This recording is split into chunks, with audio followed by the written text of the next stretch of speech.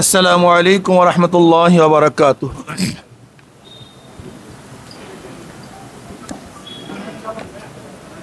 নাহমাদু ওয়া নুসাল্লি আলা রাসূলিল কারীম, আম্মা বাদ। প্রিয় সাংবাদিক বন্ধুগণ, হাজারো ছাত্র জনতার রক্তের বিনিময়ে একটি সফল ছাত্র জনতার গণ অভ্যুত্থানের মধ্যে দিয়ে ইতিহাসের জঘন্যতম ফ্যাসিবাদী স্বৈর শাসকের পতন পরিবর্তী দেশের বিরাজমান পরিস্থিতি ও বর্তমান অন্তর্বর্তীকালীন সরকারের কার্যক্রম বিষয়ে আয়োজিত আজকের সংবাদ সম্মেলনে উপস্থিত সবাইকে আন্তরিক শুভেচ্ছা ও কৃতজ্ঞতা জানাচ্ছি। প্রিয় সাংবাদিক বন্ধুগণ, শুরুতেই জুলাই বিপ্লব এবং 5ই আগস্টের অভ্যুত্থানে যেসব ছাত্র জনতা জীবন দিয়েছেন, রক্ত দিয়েছেন, পঙ্গু হয়েছেন, আহত হয়েছেন, প্রিয়জন হারিয়েছেন, তাদের সবার প্রতি শ্রদ্ধা, কৃতজ্ঞতা ও সহমর্মিতা জানাচ্ছি। জাতির এই গৌরবান্বিত আন্দোলনে যারা যেভাবেই অংশ নিয়েছেন তাদের প্রতিও শ্রদ্ধা ও কৃতজ্ঞতা জানাচ্ছি।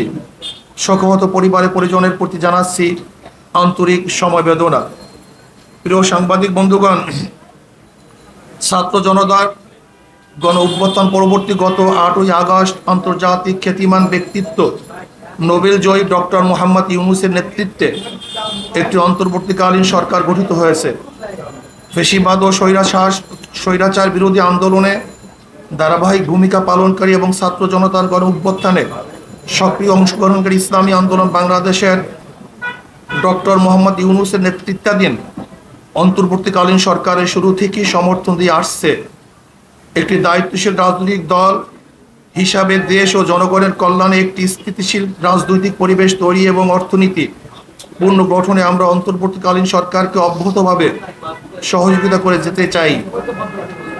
সেক্ষেত্রে অন্তর্বর্তীকালীন সরকারকে দেশের শান্তিকামী জনগণ এবং ফ্যাসিবাদী বিরোধী আন্দোলনে অংশগ্রহণকারী ছাত্র জনতা ও রাজনৈতিক দলগুলির মধ্যে আস্থার পরিবেশ তৈরি করতে হবে। প্রিয় সাংবাদিক বন্ধুগণ, অন্তর্বর্তীকালীন সরকারের প্রধান উপদেষ্টা ডক্টর মোহাম্মদ ইউনূস গত 18ই আগস্ট রবিবার বিদেশি কূটনীতিকদের সঙ্গে ব্রিফিংয়ে বলেছেন, 5টি খাতে সংস্কারের পর জাতীয় নির্বাচনের আয়োজন করবেন। নির্বাচন কমিশন, প্রশাসন, বিচার বিভাগ, আইন শৃঙ্খলা বাহিনী ও গণমাধ্যম, এই 5টি ক্ষেত্রে আমূল এবং ব্যাপক সংস্কারের কথা বলেছেন মাননীয় প্রধান উপদেষ্টা।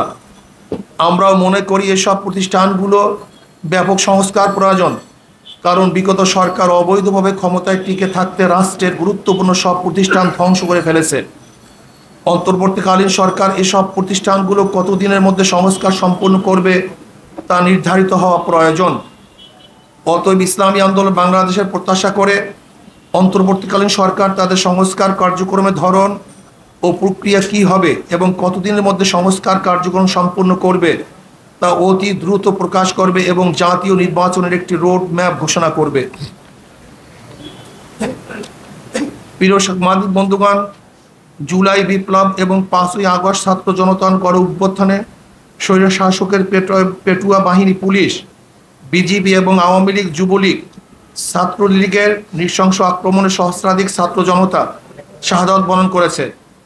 প্রায় 30,000 আহত হয়েছেন, গুরুতর আহত হয়েছেন কয়েক হাজার, যাদের মধ্যে অনেক শিশু কিশোর রয়েছে, যারা দেশের বিভিন্ন হাসপাতালে এখনও সঠিক চিকিৎসার অভাবে কাতরাচ্ছেন।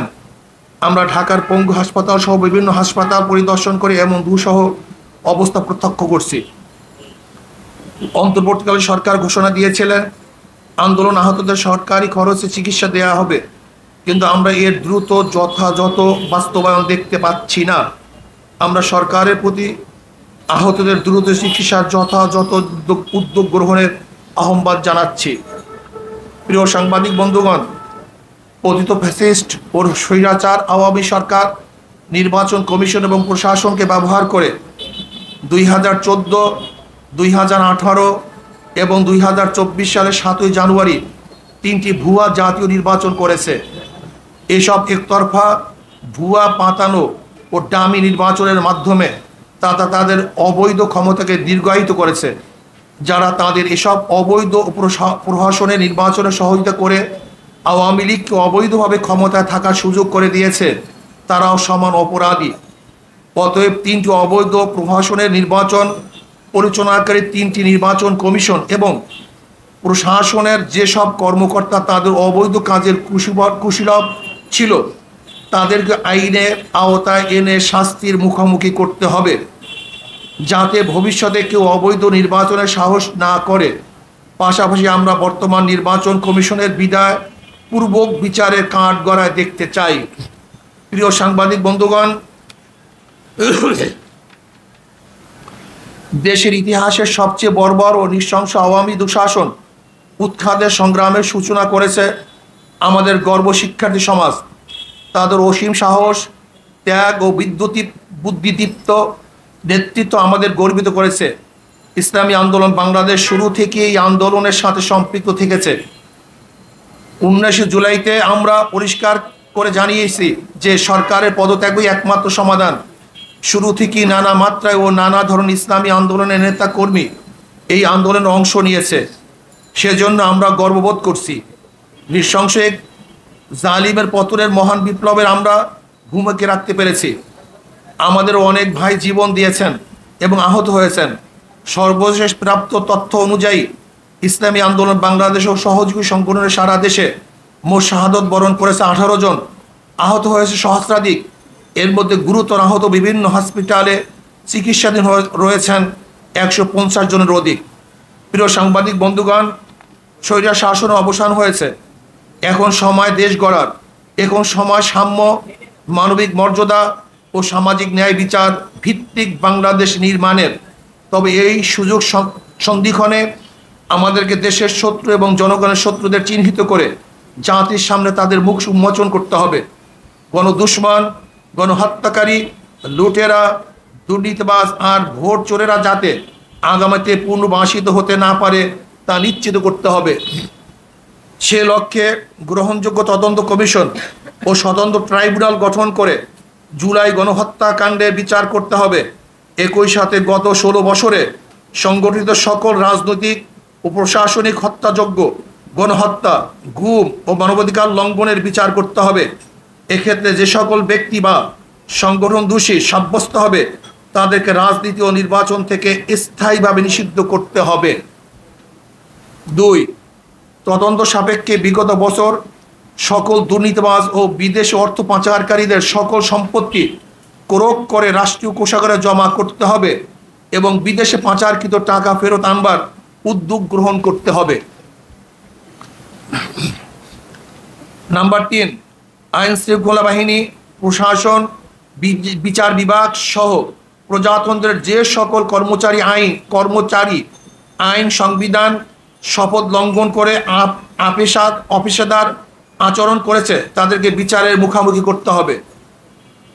দেশের সংখ্যাগরিষ্ঠ ধর্মীয় জনগোষ্ঠীর চিন্তা চেতনা ও অনুভূতির বিরুদ্ধে কোনো সিদ্ধান্ত নেওয়া যাবে না।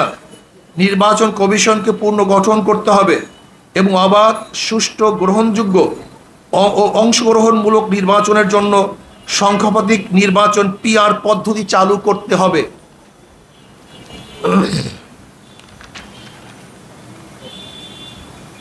আওয়ামী দুঃশাসনে বিগত 16 বছরে সবচেয়ে ক্ষতিগ্রস্ত হয়েছে এদেশের সাধারণ শিক্ষা খাতের মান ও নৈতিকতা। এই ক্ষতি দ্রুত সময়ের মধ্যে কাটিয়ে ওঠার লক্ষ্যে দেশপ্রেমিক শিক্ষাবিদ ও উলামায়ে কেরামের সমন্বয়ে একটি জাতীয় শিক্ষা কমিশন গঠন করে প্রয়োজনীয় পদক্ষেপ গ্রহণ করতে হবে। 7. গ্রাম পুলিশকে জাতীয়করণ করে তাদের সম্মানজনক বেতন ও ভাতার ব্যবস্থা করতে হবে। প্রিয় সাংবাদিক বন্ধুগণ, ছাত্র জনতার এই আন্দোলন হত্যা, লুটতরাজ ও অবৈধ ক্ষমতা প্রয়োগের বিরুদ্ধে ছিল। শিল্প ও কল কারখানা ধ্বংসের বিরুদ্ধে ছিল না সংখ্যালঘুদের বিরুদ্ধে কোনো পদক্ষেপ। সেজন্য আমরা বিশ্বাস করি যারা লুটতরাজ, দখলদারি, অরাজকতা ও সংখ্যালঘুদের উপর কোনো রকম হুমকি সৃষ্টিকারী কার্যকলাপে লিপ্ত তারা এই আন্দোলনে সম্পৃক্ত কেউ না, বরং তারা সুযোগ সন্ধানী। সুতরাং আমরা বর্তমান অন্তর্বর্তীকালীন সরকারকে এই সকল অরাজকতা সৃষ্টিকারীদের প্রতি কঠোর পদক্ষেপ নেওয়ার আহ্বান করছি। প্রিয় সাংবাদিক বন্ধুগণ, ইসলামী আন্দোলন বাংলাদেশ মনে করে দেশের সকল নাগরিক সমান মর্যাদা অধিকার প্রাপ্ত। ধর্মের কারণে কাউকে আঘাত করা বা কাউকে প্রতিপক্ষ বানানোকে ইসলাম ও রাষ্ট্রীয় আইনও সমর্থন করে না, আমাদের আন্দোলনের চেতনা ও সমর্থন করে না। সেজন্য বলবো, দেশের সংখ্যালঘুদের প্রতি প্রতিটি উপাসনালয় ও ধর্মীয় স্থাপনায় সিসি ক্যামেরার ব্যবস্থা করুন। উপরোক্ত লক্ষ্য বাস্তবায়নের জনমত গড়ে তুলতে আমাদের কর্মসূচি 21 থেকে 31 আগস্ট 2024 দেশের সকল জেলা মহানগরে তৃণমূল দায়িত্বশীল সম্মেলন। 2 1 থেকে 10 সেপ্টেম্বর 2024 দেশের সকল থানায় থানায় গণসমাবেশ। প্রিয় সাংবাদিক বন্ধুগণ, পরিশেষে আবারও গণ অভ্যুত্থানে জীবন দানকারী ও আন্দোলনে সম্পৃক্ত সকলের প্রতি শ্রদ্ধা জানাচ্ছি। আল্লাহ হাফেজ।